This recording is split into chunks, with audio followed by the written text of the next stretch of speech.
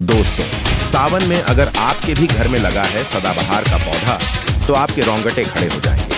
सावन में सदाबहार फूल के कुछ ऐसे डरावने रहस्य जो कोई आपको नहीं बताएगा। यह पौधा हर कोई अपने घर में लगाता है, लेकिन इसके फायदे और नुकसान के बारे में कोई नहीं जानता। यदि आपने भी लगा रखा है घर में सदाबहार का पौधा या गलती से घर में उग आया है तो तुरंत करें। यह काम नहीं तो बहुत पछताओगे। सदाबहार के पौधे में होती है यह एक चीज, आज ही जान लो। गलती से अगर आपने भगवान को चढ़ा दिया है तो जरूर देखें। दोस्तों, सबसे पहले तो वीडियो को लाइक कर दें। लाइक करने का कोई चार्ज नहीं लगता। आज की वीडियो बहुत ही सुंदर है। पहले वीडियो को लाइक करें और खूबसूरत वीडियो का लाभ उठाएं। दोस्तों, आपको बता दें, जितने भी धनवान व्यक्ति हैं, जितने भी पैसे वाले लोग हैं, उन सभी के घरों में आपको ये पौधा 100% मिलेगा। और दोस्तों, आपको बता दें कि सदाबहार का जो पौधा होता है उसमें कई फूल होते हैं। इसी के साथ आपको बता दें कि सदाबहार का जो पौधा होता है वो बहुत आसानी से अक्सर सावन में उग जाता है और इसे कहीं पर भी आप बहुत आसानी के साथ उगा सकते हैं। दोस्तों, आपको बता दें, सबसे बड़ी बात कि ये जो सदाबहार के रंग बिरंगे फूल हैं ना, ये आपकी किस्मत को बदल देंगे, आपकी किस्मत को रातों रात चमका देंगे। जी हाँ दोस्तों, जिस तरह से ये रंग बिरंगे फूल होते हैं और जैसे यह रंग बिरंगे कलर के होते हैं, उसी तरह से ये तुम्हारी जिंदगी में भी रंग बिरंगे रंग भरते हैं। सावन का महीना चल रहा है, भोले बाबा का महीना चल रहा है, तो आप भगवान शिव को ये फूल चढ़ाते ही होंगे। लेकिन ये सदाबहार फूल अगर आपने गलती से सावन में शिवलिंग पर चढ़ा दिया है या घर में लगा है तो आपके रोंगटे खड़े हो जाएंगे। कहीं आप सावन में ये गलती तो नहीं कर रहे हैं? भगवान शिव होते हैं, क्रोधित व्रत टूट जाता है। दोस्तों, आप एक बार इस पौधे के उपाय को जरूर आजमा कर देखें और इसके लाभ भी आप स्वयं देखें। अगर आप भी अपने जीवन में बहुत मेहनत करते हैं, बहुत प्रयास कर रहे हैं जिंदगी में सफल होने का, मगर सफल नहीं हो पा रहे हैं, बार बार आपको असफलता का मुंह देखना पड़ रहा है, आप बार बार निराश हो रहे हैं, तब तो आपको यह उपाय जरूर ही कर लेना चाहिए। अगर कोई व्यक्ति कोई अपना व्यापार शुरू करता है, कोई काम शुरू करता है और अगर उसे उसमें नुकसान होने लगे और उसका वो व्यापार ना चले तो व्यक्ति बहुत परेशान हो जाता है और वो सोचने लगता है कि अब इस व्यापार को मैं बंद ही कर देता हूँ।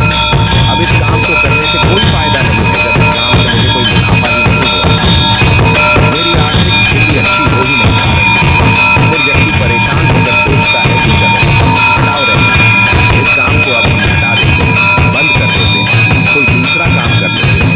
और इसी तरह से व्यक्ति काम भी बदलते रहते हैं, बहुत कोशिश करते हैं, लेकिन उसके बावजूद उनको सफलता प्राप्त नहीं हो पाती। जैसा वो चाहते हैं उनकी मनोकामना पूरी नहीं हो पाती, उनका व्यापार नहीं चल पाता।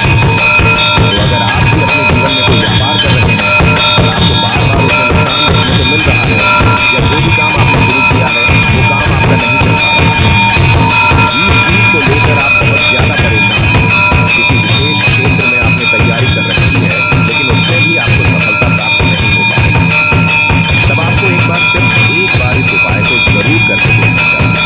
आप इसके परिणाम और इसके लाभ, इसके चमत्कारी लाभ आप खुद देखेंगे। इसी के साथ दोस्तों, इस उपाय को वो लोग भी कर सकते हैं जिनके सर पर बहुत ज्यादा कर्जा हो गया है या जिसने किसी से बहुत ज्यादा उधार पैसा ले लिया है और वो उस उधार को चुकाने में सक्षम नहीं है, चुका नहीं पा रहे हैं। लेकिन कभी कभी होता यह है कि व्यक्ति चाहे कितनी भी मेहनत कर ले, उसके बाद उसको सफलता प्राप्त नहीं हो पाती। और दूसरी तरफ ऐसे भी लोग होते हैं जो दिन रात मेहनत करके धन कमाते हैं, लेकिन उनके हाथ में धन आते ही बहुत तेजी के साथ वो धन उनका चला जाता है। कभी बीमारियों में वो पैसा चला जाता है तो कभी किसी अन्य चीज में वो पैसा उनका चला जाता है। कुल मिलाकर आप कह सकते हैं कि उनका जो धन है वो अच्छे कार्यों में कम है, लेकिन बीमारियों में और बुरे कार्यों में ज्यादा उनका वो धन बर्बाद हो जाता है, जिसको लेकर वो बहुत परेशान रहते हैं और महीना खत्म होने से पहले ही उन्हें किसी न किसी से उधार लेना पड़ जाता है। और देखिए, उधार व्यक्ति कभी भी अपनी मर्जी से तो लेता नहीं। जब व्यक्ति के ऊपर बहुत ज्यादा परेशानी आ जाती है, उसके जीवन में बहुत सारे कष्ट आ जाते हैं, जिसके चलते उस व्यक्ति को अपना घर चलाने के लिए और बहुत सारी आवश्यकताएं ऐसी होती हैं जिन्हें पूरा करना व्यक्ति का दायित्व होता है, जिसके चलते वो किसी न किसी से पैसा उधार ले लेता है, ये सोचकर कि अगले महीने उस पैसे को मैं चुका दूंगा। लेकिन जैसे ही अगला महीना आता है, समस्याएं और परेशानियां खत्म होने का नाम ही नहीं लेती हैं, जिसके चलते उसके सर पे कर्जा बढ़ता ही चला जाता है और वो उस कर्जे को चुकाने में धीरे धीरे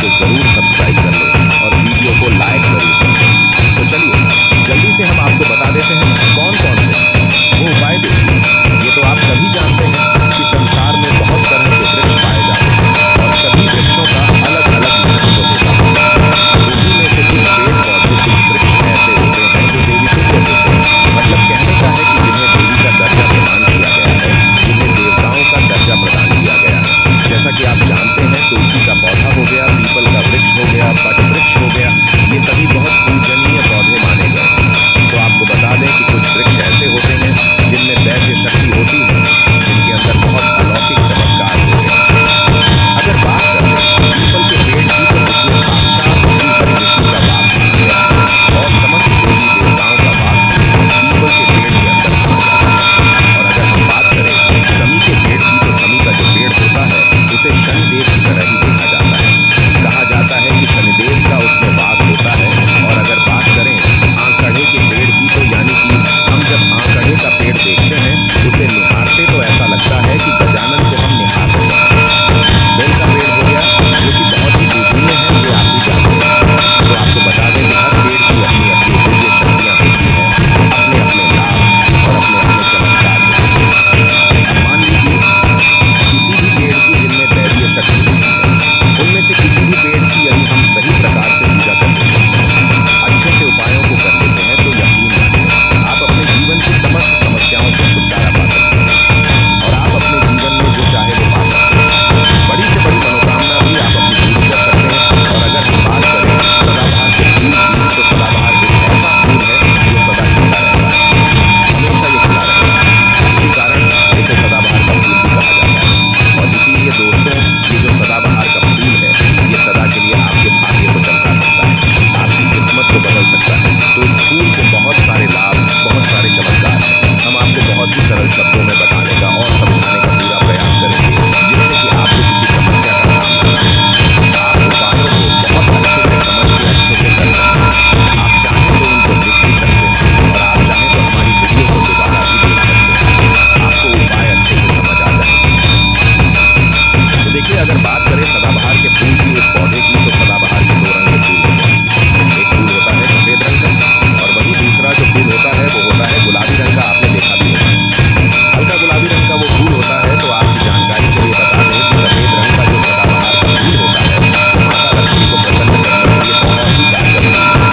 बहुत ही ज्यादा माता लक्ष्मी को वो फूल पसंद है। और गुलाबी रंग का जो सदाबहार का फूल होता है, वो भी माता लक्ष्मी को अति प्रिय होता है, क्योंकि गुलाबी रंग तो माता रानी का सबसे ज्यादा प्रिय रंग है। तो जब आप सदाबहार के इन फूलों का कोई उपाय करते हैं, तो इसका मतलब है कि धन खींचने की चाबी आपने अपने पास रखी, धन खींचने का पौधा अब आपने अपने घर पर लगा लिया है। इसी के साथ दोस्तों, आपको बता दें कि शिव जी को सफेद रंग का जो सदाबहार का पुष्प होता है, जो फूल होता है, शिव जी को सफेद रंग का सदाबहार का पुष्प बहुत ज्यादा प्रिय होता है। यदि आप इस सफेद रंग के पुष्प को शिव जी को अर्पित करते हैं, तो आपके जीवन की बहुत सारी समस्याओं से आपको छुटकारा मिल जाएगा और आपके जीवन में जो भी राहु केतु का दोष है, वो भी पूरी तरह से समाप्त हो जाएगा। तो जब भी आप इस सफेद रंग के पुष्प को शिव जी को अर्पित करें या माता रानी को अर्पित करें, तो आप अपनी मनोकामना बोलें। आपकी कैसी भी मनोकामना है वो जरूर पूरी हो जाएगी। और यदि आप इस सफेद रंग के पुष्प को शिव जी को अर्पित करते हैं, तो शनिदेव भी आपसे बहुत प्रसन्न होते हैं। अगर आपके पास सदाबहार के पुष्प हैं, आपके घर में कोई पौधा लगा है, तो बहुत अच्छा है। लेकिन अगर आपके घर में सदाबहार का फूल नहीं है, पौधा नहीं है, तो आपको अपने आसपास ये बहुत ही आसानी से प्राप्त हो जाएंगे। वहां से भी आप इन फूलों को ले सकते हैं। तो चलिए, सबसे पहला उपाय हम आपको बता देते हैं कि आपको सफेद रंग के सदाबहार के पुष्प लेने हैं और किस दिन इस उपाय को करना है। आपको यह उपाय करना है शुक्रवार के दिन। तो दोस्तों, आपको सफेद रंग के पुष्प तोड़ कर लाना है और उनसे ही आपको उपाय करना है। तो उपाय आप कैसे करेंगे, इस चीज को भी आप अच्छे से समझ लीजिए। तो देखिए, आपको सूर्यास्त होने से पहले फूलों को तोड़कर लाना है। तो आपको कितने फूल तोड़कर लाने हैं, या तो आपको 27 फूल तोड़कर लाने हैं, और या फिर आपको 21 फूल तोड़कर लाने हैं। अगर आप 27 फूल तोड़ते हैं तो उसका उपाय अलग है, और यदि आप 21 फूल तोड़कर लेकर आते हैं तो उसका उपाय अलग है। लेकिन हम आपको बताएंगे, तो इसलिए वीडियो में अच्छे से बने रहे और उपायों को अच्छे से समझें। तो अगर आप 27 फूल तोड़कर लाएं, सफेद रंग के, ठीक है ना, सदाबहार के 27 फूल सफेद रंग के यदि आप तोड़कर लेकर आए हैं, जब आप 27 फूल सफेद रंग के सदाबहार के तोड़कर ले आए हैं, उसके बाद आपको अपने घर के मंदिर के पास आना है और आपको लेना है एक दिया और लंबी बाती का आपको एक दीपक जलाना है। दीपक आप घी का जला सकते हैं। उसके बाद आपको एक लाल रंग का छोटा सा कपड़ा लेना है और लाल कपड़ा वहां मंदिर में आपको बिछा देना है। अब आपको मौली के धागे से लपेट कर इन फूलों की माला बना लेनी है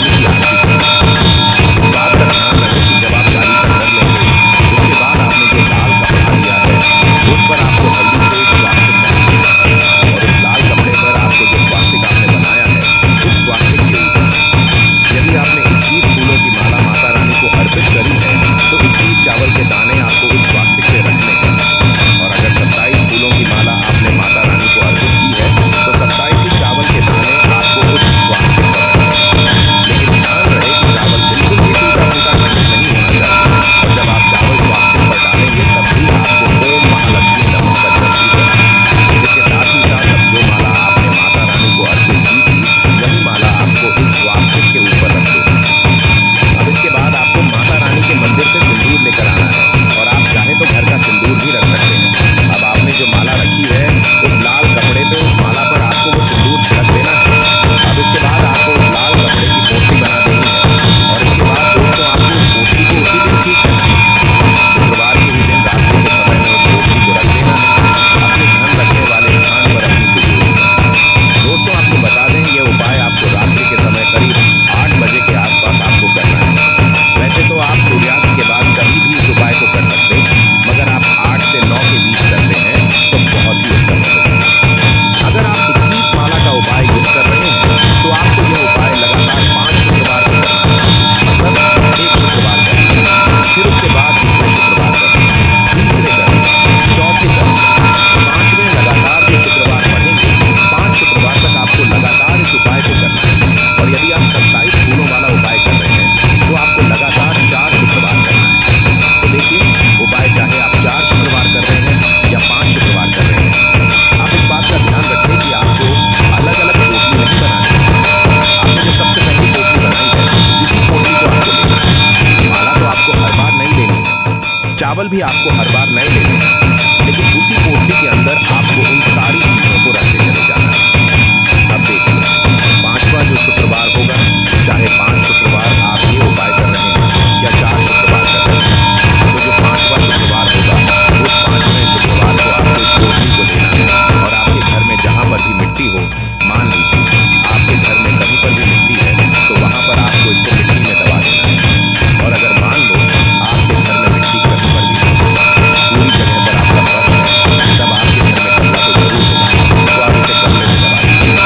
और आप इस चीज का पूरा ध्यान रखें कि आपको पोटली को पूरी तरीके से नहीं दबाना है। आपने पोटली के अंदर जो माला रखी थी, जो चावल रखे थे, उन चीजों को आपको मिट्टी के अंदर डालना है। कपड़े को आपको मिट्टी के अंदर नहीं डालना है, जो लाल कपड़ा लिया है उसको आपको नहीं डालना है। तो दोस्तों ये उपाय बहुत आसान है, बहुत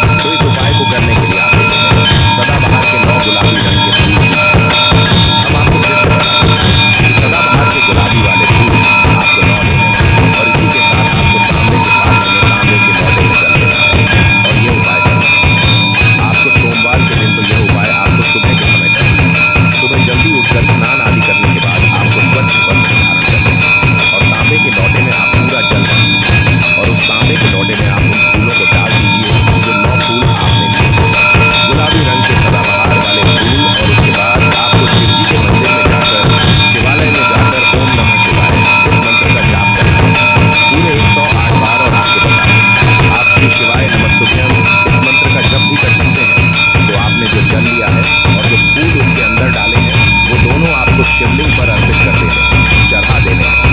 और ऐसा करते समय जब आपकी जो भी मनोकामना है उसको आप बोल दीजिए। यह उपाय यदि आप कर लेते हैं तो आपकी कितनी भी बड़ी मनोकामना हो, चाहे कैसी भी समस्या हो, वो समाप्त हो जाएगी और आपकी मनोकामना पूरी हो जाएगी। चाहे जैसी भी आपकी मनोकामना हो, संतान से जुड़ी हो, व्यापार से जुड़ी हो, धन से जुड़ी हो, स्वास्थ्य से जुड़ी हो, कैसी भी आपकी मनोकामना हो। दोस्तों, आपको बता दें, यह उपाय जो व्यक्ति करता है उसके जीवन में चाहे जैसा भी दोष हो, कोई भी वास्तु दोष हो, कोई भी कुंडली दोष हो, वो पूरी तरह से समाप्त हो जाता है।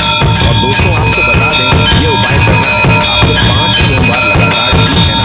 जब आप पहले सोमवार करेंगे, उसके बाद दूसरे सोमवार, तीसरे सोमवार, चौथे सोमवार, 5वें सोमवार, 5 सोमवार आपको लगातार करना है। बीच में गैपिंग नहीं करना है आपको, ठीक है ना, गैप नहीं देना है। दोस्तों, बात करते हैं कि यदि आपने यह उपाय सोमवार के दिन सुबह के समय किया है और 9 से 10 के बीच किया है, तो आपको हर सोमवार को वैसे ही करना है जैसे आपने पहले सोमवार को किया है। इस चीज को आप विशेष करके ध्यान रखें। तो दोस्तों, यदि आप इस उपाय को कर लेते हैं तो आप अपनी कैसी भी मनोकामना पूरी कर सकते हैं। इन छोटे सरल से उपायों को करके आपको अपने मन में पूरी सच्ची श्रद्धा और पूरा विश्वास होना चाहिए, तब ये उपाय असर करते हैं। दोस्तों, आज की वीडियो में बस इतना ही। मिलते हैं आपसे एक नई वीडियो के साथ। अगर आपने अभी तक जयकारा नहीं लगाया है तो कमेंट सेक्शन में जयकारा जरूर लगाएं।